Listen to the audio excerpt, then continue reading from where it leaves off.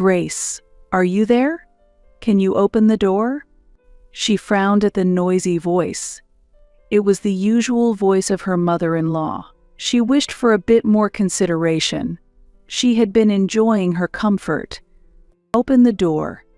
Wanting to avoid troubling the neighbors, she reluctantly opened the front door. You can't even have children, yet you think it's okay to just walk out on everything? As a wife, that's unforgivable. Her husband, his mistress, and her mother-in-law were all gathered together. What? Considering the new wife and the grandchild that's on the way, we'll take this house as part of any property division. Please leave. Yes, please leave right away. That's right. Farewell, you infertile. They said it without any hesitation. They didn't realize what they were misunderstanding. My name is Grace. I am a 43-year-old office worker. My husband, Cesar, is a year younger than me. We wanted to naturally have children, but it never happened. After many discussions, we chose to live with just the two of us. I have no regrets. Since getting married, we've lived in an old but convenient one-bedroom apartment. While living modestly, we save money for our own home. I recently transferred to the planning department at work, which I had always hoped for. The tough job in sales paid off, I was promoted smoothly, and I've become trusted within the company. For me, without children, my work is my passion. However, my husband was in a different situation. What? You quit your job again? Yes. Why did you do that without any discussion? I was lost for words due to the shock. I refused a transfer, and my boss became annoyed. And you decided to quit because of that. That's what happened, but actually I'm at a loss. I was unjustly fired. I sighed. In that case, you should sue for compensation. No, I don't want to make a big deal out of it. Why not? I understand. In reality, it wasn't an unjust firing. This is a problematic habit of his. He can't keep a job. It's not that he's unserious, but he suddenly gets fed up and quits. Every 2 or 3 years, changing jobs has become the norm, and each time it disrupts our household budget and our rhythm of life. As a partner, it's hard to say he should endure even the tough jobs. However, we're already in our 40s. Frequent job changes only increase the drawbacks. There are times when I feel fortunate we don't have children. My support alone won't be sufficient for a family with children. If something happens to me, will he be able to support us? I knew this, but as time passes, reemployment doesn't progress as expected. The timing is certainly bad, but age and past career history are also factors. He can't hide his irritation. He doesn't do any housework and just stays at home sighing all day. If he has time, he should at least tidy up the room he messed up. I think I have more right to be irritated. I felt like complaining about something. The house was small, and there's no escape, which made it tough at times like these. I tried to calm down. Fighting wouldn't accomplish anything. I held back my complaints and watched how my husband was doing. The job he eventually secured was a contract position at a factory. It wasn't what he hoped for, but it was better than being unemployed. Let's move forward step by step again. We can overcome this if we're together. That's what I was thinking when I received a call from my mother-in-law. Hello, is this Grace? Mother-in-law, what's the matter? I've heard that you've been cold to Cesar. What? I was so surprised that I let out a strange sound.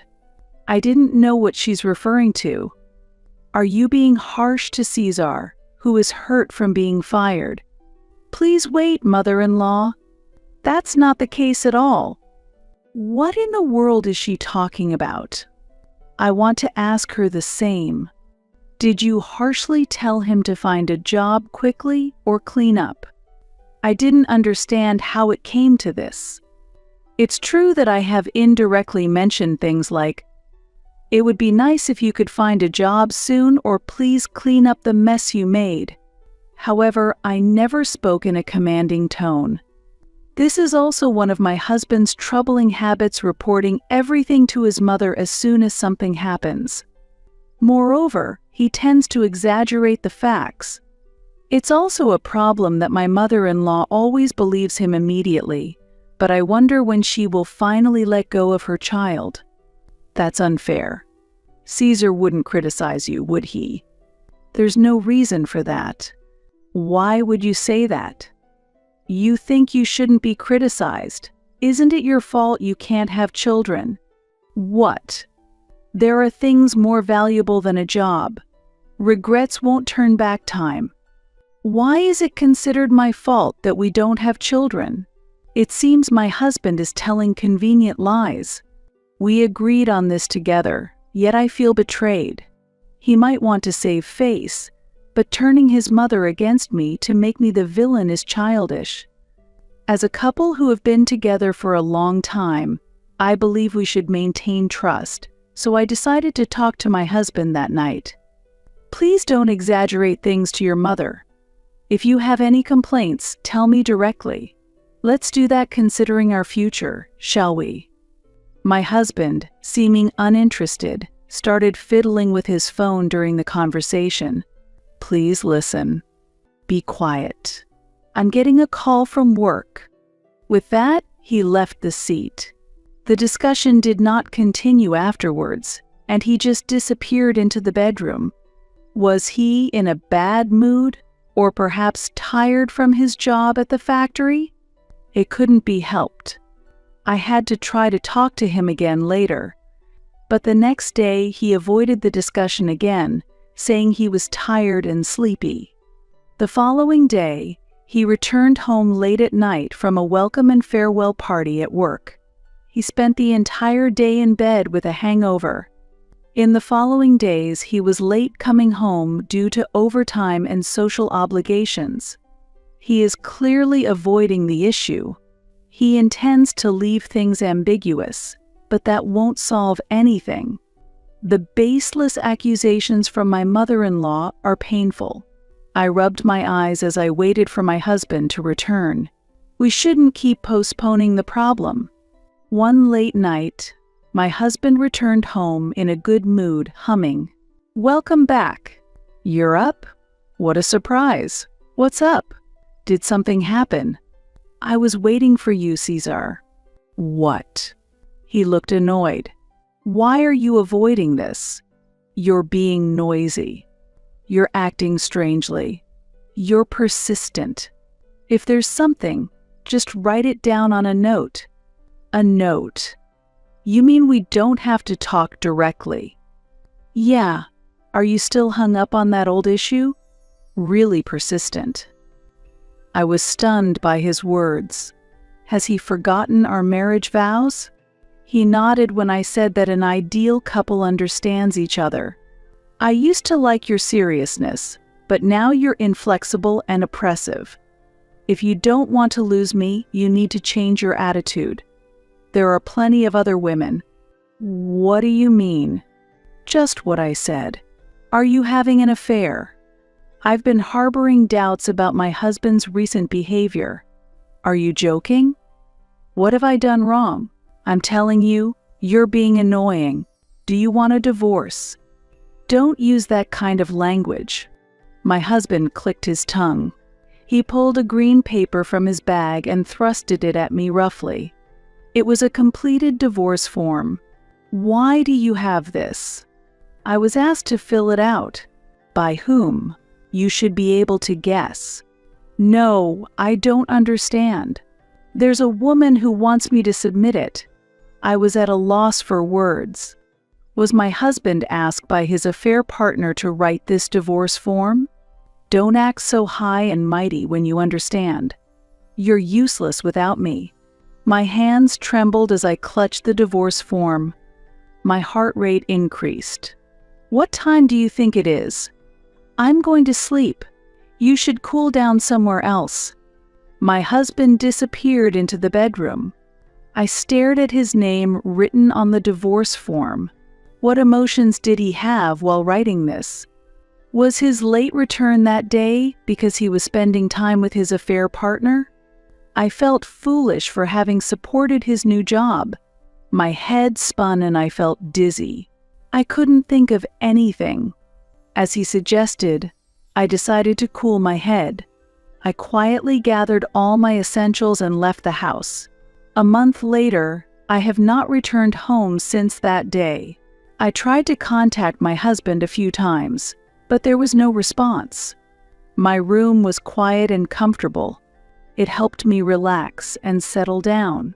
The sunlight streaming through the window brightened the room, which still lacked furniture, and added light to the living area. The ventilation was also good.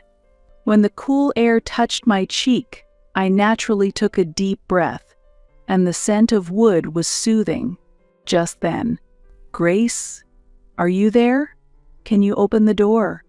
I frowned at the noisy voice. It was the usual voice of my mother-in-law. I wished for a bit more consideration. I had been enjoying my comfort. Open the door. Not wanting to trouble the neighbors, I reluctantly opened the front door. "I finally found you. It's been a while," said my mother-in-law cheerfully. I pushed back as she tried to barge in. "Wait, please." "What's wrong? What happened? Can't you see? I don't want to let you in." "Well, you're quite something, aren't you?" Surprisingly, my husband was standing behind his mother, who is the young woman next to him. "The new house smells nice. I like it. It's lovely." The three of them tried to enter the house as if it were the most natural thing in the world. It was incredibly audacious. "Wait a minute. How did you find out where I live?" "Why do you ask that?" "Answer my question first. Why are you being so harsh with Caesar?" "What? Leaving everything and walking out of the house like that is unacceptable for a wife. Moreover, the reason being you don't like Tana." "Tana. So that's the young woman's name. I see. My mother-in-law approves of her. Did she say I left the house?" I felt forced out, practically evicted when my husband told me to leave. My husband, standing close to the young woman, looked at me provocatively. "It's a pretty good house. The number of rooms is suitable, and your taste in interior isn't bad either. I'll forgive you for buying a new house on your own." "What? But it's impossible for us to live together. Your infertility has been frowned upon by society." "I'm sorry, what do you mean?" "You should be grateful for the time we spent together." "What?"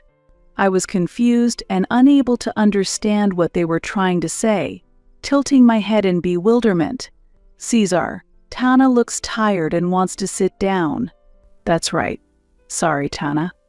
"Grace, provide Tana a place to sit inside the house." "What? No."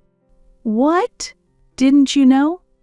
Tana is pregnant with Caesar's child." "Pregnant?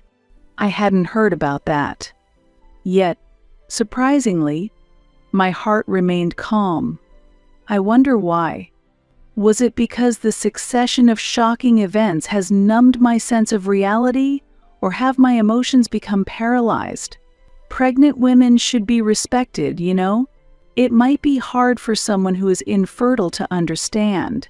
Is that so? Haven't you realized yet? We've decided to accept Tana as family instead of you, Grace. We want you to give up this house as part of the property settlement and leave. Yeah, get out quickly. Yes, it must have been hard for you, being infertile. They said it without any hesitation. They didn't realize their own misunderstanding.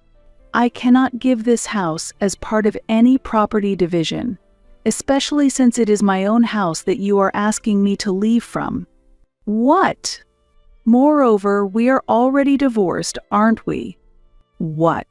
My husband and mother-in-law were shocked. Was it really that surprising? I had already submitted the divorce papers he filled out. Grace, what are you talking about? We were supposed to start a new life together. I have no such intention. My mother-in-law panicked and my husband became furious. Why would you say such a thing? I bought this house with my own money. What? Their disbelief was astounding. It seems he hadn't read a single email I sent. Do you really know nothing? The night my husband handed me the divorce papers, the days of endurance I had suffered through were released in an instant, enveloping me in joy. My heart was filled so much that I couldn't think of anything else. Could I now live freely? At that moment, my head spun with excitement. I signed the divorce papers with anticipation and submitted them early the next morning at the courthouse. I divided our joint savings in half and transferred it to my husband's account. Given our previous earnings, the savings were almost entirely mine, but I wanted to avoid any conflict. And then I informed him via email, let's discuss further matters through lawyers from now on. With the divided savings and a recent bonus, I acquired a new house, covering the remainder with a loan. You won't be able to get a loan. What are you talking about as a housewife? I was surprised at my husband's condescending remark. You would have a hard time getting a loan too, with all your job changes. What? You don't understand our finances. My salary is more than double yours. Perhaps hurt in his pride, my husband's face turned red and he trembled. Tana seemed taken aback. Caesar, I thought I'd be living in a brand new house, she exclaimed. Calm down, Tana. My ex-husband was in disarray. I had been the one supporting our household finances. It's unbelievable that the new wife and mother-in-law would end up living together. Grace, said my former mother-in-law, filled with anger.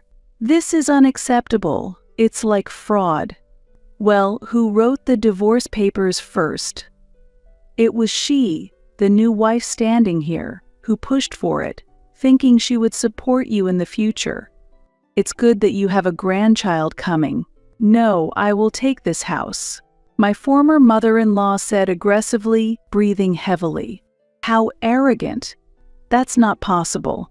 It's a waste for you, Grace, to use this large house alone, isn't it? Actually, I plan to live here with my parents in the future. What are you saying? Even though you're just a daughter-in-law. No, I'm no longer your daughter-in-law. I have nothing to do with you anymore. I might have new encounters, but I didn't mention that to them. What are we going to do? I thought I was going to live in this house, my former mother-in-law said, disappointed. What happened to the apartment you used to live in? I asked. We sold that old property. You sold it. Yes, when I saw you moving appliances into this new house, I immediately contacted Caesar, and we decided we would live here. So, that was the situation. The only place left is the small, old one-bedroom apartment I used to live in. I felt no sympathy to them. Unlike a strong-willed career woman like you, Grace, I was hoping for a stable retirement with a compliant new wife and a grandchild and a new house. She was disappointed. Why would she say such things? I had no choice but to work hard because my husband was unreliable. I'm disappointed. But I'm going back to tell Daddy everything, Tana said defiantly, unabashed. Wait. If Dad gets angry, it'll be a mess. You better take responsibility. Please, Tana, don't do that. The reason my husband impregnated the young woman was that she was a company clerk who, emboldened at a company drinking party, quickly became involved with him. She wasn't just an employee. She turned out to be the daughter of the factory manager. Coming from a flashy high school background, She had no prior experience with men. My husband was her first, and she didn't know he was married. When she later found out he was married, she believed the classic line, "It's over with my wife. I'll get a divorce soon," and she prepared the divorce papers to give to him. She could potentially be a very thoughtful and good wife. I wish her luck. So, that's settled then. I'll leave the rest to you. Wait a minute. I felt fear as my husband tried to leave the front door open. Grace, don't you feel anything for mothers? What do you think about the life that's about to be born? Grace, if you can't pay the property division, give this house as a gift for the baby's birth. Facing my desperate ex-husband and former mother-in-law, I smiled warmly and said, "Congratulations, goodbye." I closed the door coldly and locked it. I had planned to leave it to my lawyer, but things didn't go as smoothly. Given their audacity in demanding someone else's house, they weren't likely to back down easily. Whenever my ex-husband sent bitter emails, I replied, "Please contact my lawyer," and ignored everything else. But the problem was my former mother-in-law. When she left long messages on the answering machine, it was truly exhausting.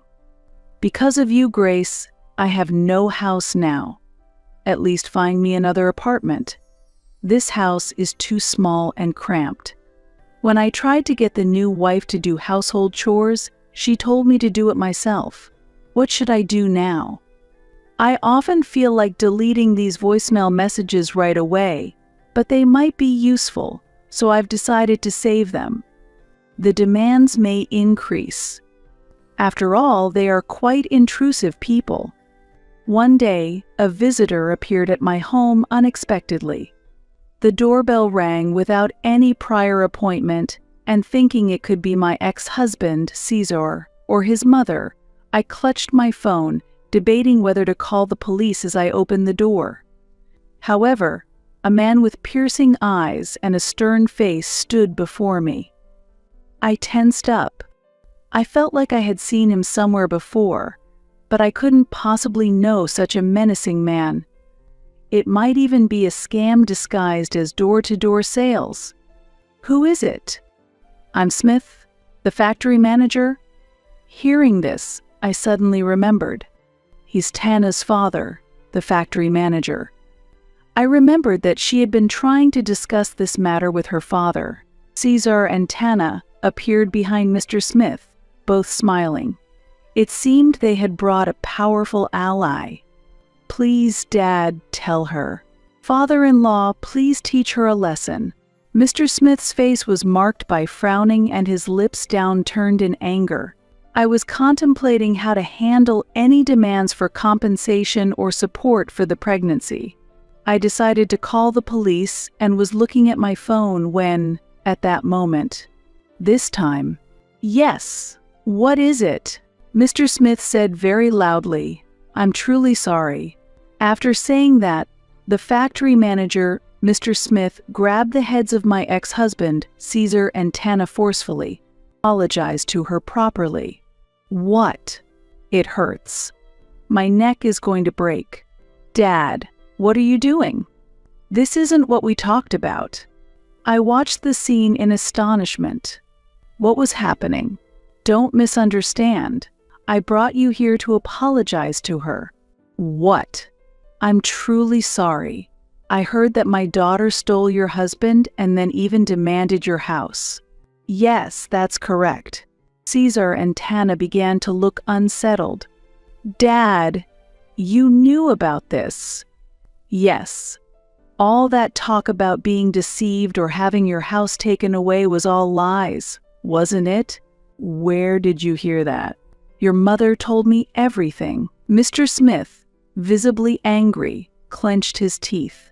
According to him, my former mother-in-law had been pressuring him, saying, "Now that your daughter has taken my son, we should get along as relatives, in various aspects. You can satisfy us by buying us an apartment. Of course, you are free to visit any time." Of course, Mr. Smith firmly refused. I was dumbfounded by such audacity. The person who said that was my former mother-in-law, always making convenient stories. I am disappointed in you and your mother. How could this be? I love only my wife. Stop this nonsense. Stop it, Dad. You're scaring me. You're the same.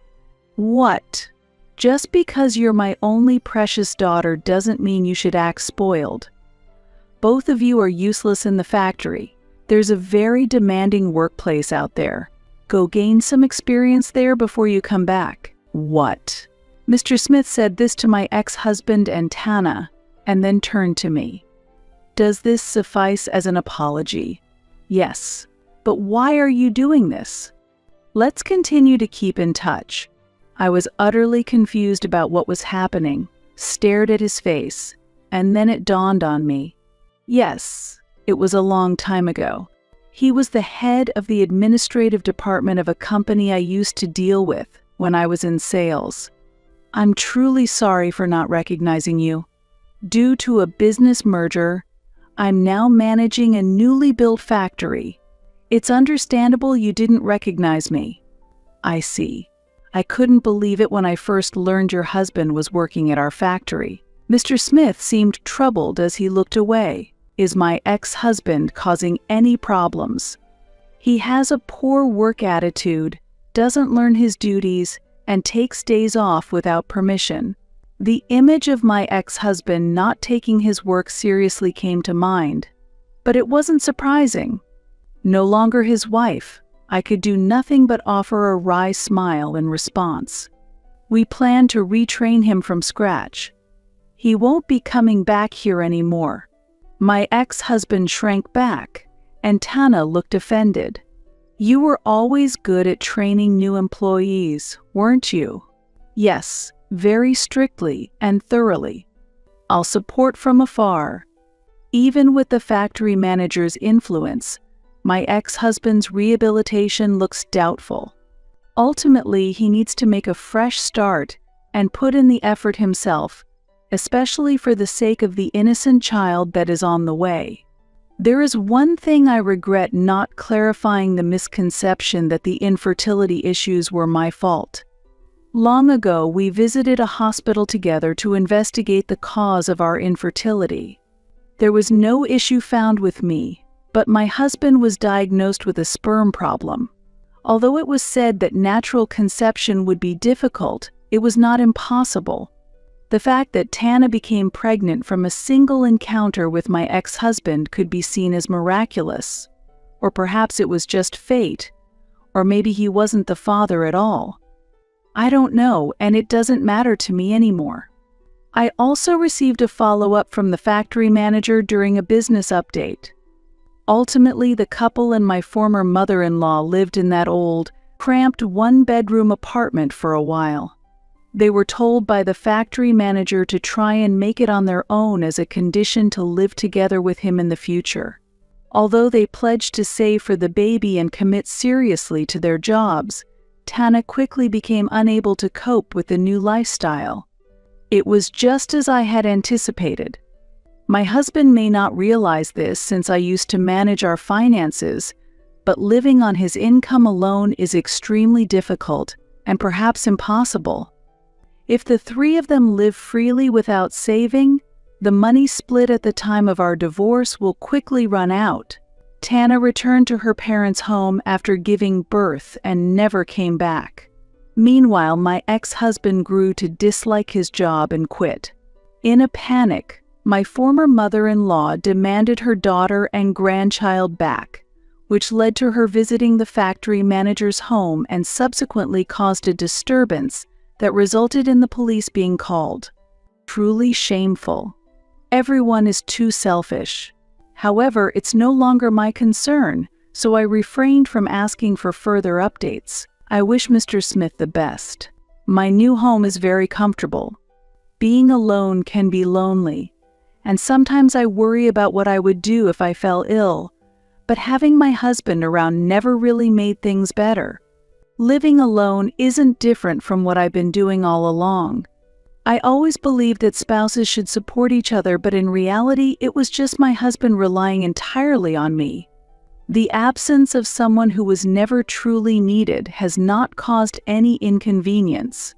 7 years have passed, and my parents, whom I brought from my hometown, now live with me in my well-acquainted home. Additionally, a former colleague from my sales department days also lives with us. He was once a top competitor of mine, consistently excelling in performance.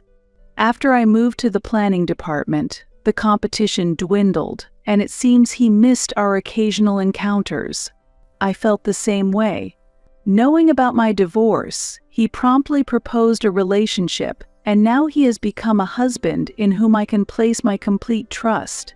Having worked together for a long time, we can talk about anything without reservation. He is an ideal partner.